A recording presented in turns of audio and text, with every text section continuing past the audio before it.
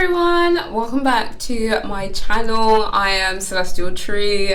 I'm an astrologer, intuitive reader and soul psychologist as well.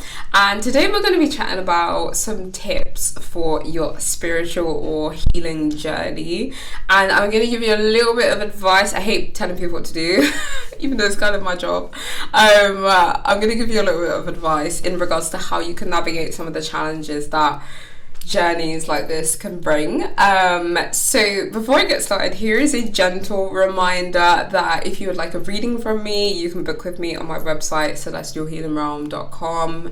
And remember to subscribe to my channel because it's a new channel and I appreciate the love. So before we get started, I will tell you a little bit about my own personal journey, my spiritual journey, because I feel like some people associate spiritual journey and healing journey together. My healing journey and my spiritual journey have been they started at different times. But my spiritual journey started when I was around 15, 16. If I do look back, there are definitely some experiences from my childhood that contributed to my spirituality now and my understanding of the universe. But my actual conscious journey started just over 10 years ago. And once I get more comfortable, I will talk about some of my childhood experiences because they're kind of crazy. But yeah, I've had a plethora of experiences, both positive and negative, since I began exploring spirituality and trying to sort of understand my place in the universe. And here I am 10 years later helping other people with their journeys and helping them find ways to feel more empowered, just in their day-to-day life. Although I've learned there's still a lot of unexplored knowledge, there's still a lot that I'm yet to learn, and I probably won't learn everything by time my incarnation is finished, but I know that just like you guys, I will bring my experience and my knowledge to wherever I decide to go next. So in terms of tips for your spiritual journey and sort of how you can go about navigating it, and don't take this as me telling you exactly what to do. So my first tip is go at your own pace and follow your soul callings. I know this sounds like two tips in one, but it is so important that you go at a pace that is right for you. Too often we hear from other people who are spiritually inclined that you have to be at this level, or if you're not at this level yet, then A, B, C, and D. That level of judgment, and also self-judgment as well, because people also apply that same logic to themselves.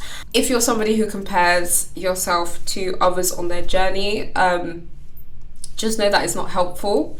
If you see people doing other people doing different things and you're like, well, why can they do that and I can't, like I should be at this level, whatever it is, your soul or your higher self will whisper guidance to you. So it's important that you take notes of these whispers and take action to sort of follow them wherever you feel called to do so. Yes, you can look up to people and take inspiration from others, but nobody should be dictating where you're meant to be and what you're meant to be doing, or what you're meant to be exploring. That is for you to decide. That is for your soul to sort of whisper to you and let you know that you're, on the right track. You will feel if you're on the right track or not. So yeah, that is why going at your pace, finding your feet with things like that and following your soul's calling is so important. And you'll know that you're on the right track because if you're in tune with yourself and with your body, then you will feel like as soon as you see something that is spiritual, your soul will either reject it, or you'll feel it, you'll be like, oh, that's not for me, or you will be like, actually I want to learn more about that and I want to explore that. So just go at your own pace and try to listen to yourself. So my second tip is to share your voice. So whatever point you're at on your journey, you have no idea how much your individual story, your experiences, your life path, and the things that happen around you and to you might resonate with somebody else and provide guidance for other people. Even though it does feel uncomfortable sharing your truth and sharing your experiences, especially around spirituality, because of course you don't want to seem like a crazy person. That's always my thing. Like, I'm like, I don't want people to think, yes, I have a lot of Aquarius in my chart, so I'm a little bit out there, but I'm always like, I don't want people to feel like I'm just making stuff up. I'm just crazy. But so often, various aspects of our childhood and our formative years, things that happen within those times teach us that it is safe to sort of keep ourselves hidden. It's safer to not share things with others, especially because, you know, when you're growing up, you might be afraid of the response that you might get, or you might be afraid of the backlash. But wherever you are on your journey, remember that this is a lifelong journey that you're on, and you've probably been through something that somebody else might be going through at this current time, and you sharing your experience and how you navigated it and what you learned from it is really going to help people, and help people like who have been through those same things, and it can sort of also open you up to learning things from people who are going through that now, things that you reflect on and you're like, oh, I didn't even think of that. So yeah, just share your voice, share your experiences, even though it is scary and does feel safer to kind of dim your light a little bit. Just remember that your unique experiences are your own. It doesn't mean they're wrong. It doesn't mean that you're like losing your mind. There is probably somebody who has had a similar experience or had a similar dream or whatever, so just share your voice. My third tip is don't hide from the darkness. Now, I know you probably you probably heard what I'm about to say from other people already, but your journey will mimic the if I can get I've had coffee today, so your journey will mimic the polarity of life. So what I mean by that is life is full of polarity. We oscillate between the extremes of life. So we can find deep joy in some of our experiences, and we can also find deep pain in some of our other experiences. And in life, you do have to lean into the polarity of the extremes, but you also need to stay present and remain grounded in your body through both times of joy and also through times of pain. Some of you guys might relate to this, but there are times in life where we intellectualize our feelings or our experiences rather than being fully immersed and present in that joy or in that pain. And staying grounded through painful experiences, for a lot of us, is near enough impossible. Kind of impossible, because your body and your brain are built to survive. So we will take ourselves out of the experience and we will suppress things for our own sanity and our own survival as well. So that's not wrong, that's not a bad thing. That is actually completely normal. It's very common. But when you're on your spiritual journey and you're trying to reconnect with yourself and find ways to make yourself sort of whole again, dealing with the pain and leaning into the darkness can be really challenging. But it's also very rewarding and cathartic when you do. And I'm not saying that, if you have all this pain and all this darkness, lean into it and, just go full force.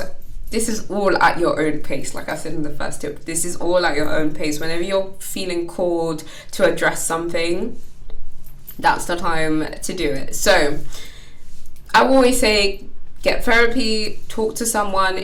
If you're a Scorpio or Aquarius, you might just journal. You might not need to talk to anybody. But yeah, processing pain and understanding yourself through your negative experiences and also through your positive experiences that you've had as well is so much more beneficial to your psyche and to your evolution on a soul level as well. My fourth tip, I think there's going to be 5 tips at this point. So my fourth tip is to find your tribe. There's a reason that I'm saying this.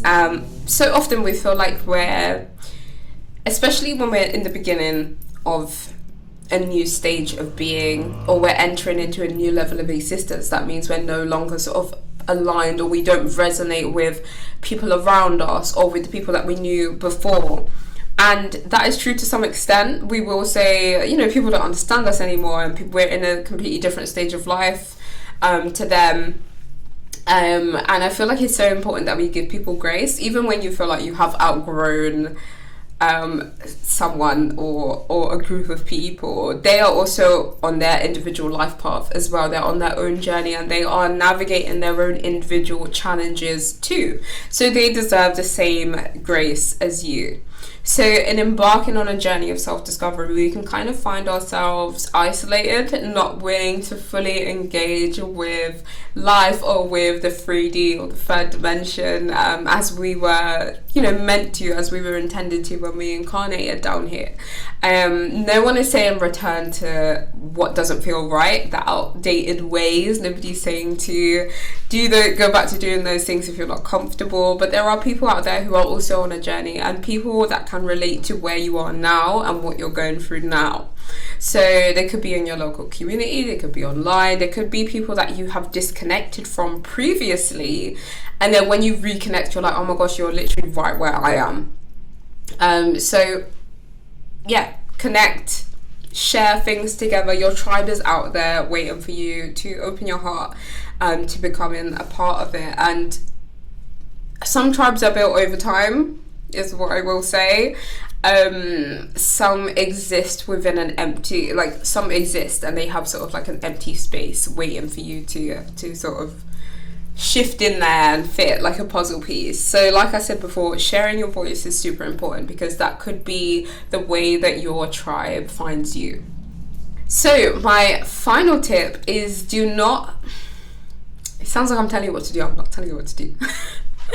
But my final tip is, do not fall into the binary of right and wrong. This kind of goes back to what I was saying before. So recently, a couple of months ago, I appeared on a BBC Radio 4 podcast called Beyond Belief, with a few other spiritual people, different types of spiritual people, to discuss the move away from organized religion towards spirituality. And there was also a sociologist there. And it was a really, really interesting and good conversation. And one of the things that kept coming up was the constricting and sometimes damaging nature that organized religion can have. Let me be completely honest with you as well. There are areas of spirituality that have taken a lot from organized religion, and that's just me being honest. These are parts of modern day spirituality where you're led to believe that there is a right way of being spiritual and there is a wrong way of being spiritual. And I'm sorry if this comes across as harsh, but try not to pay any mind to it. The binary of what is right and what is wrong is almost like a trap, because then you lock yourself into a cycle of judgment, and that is exactly where you don't want to be.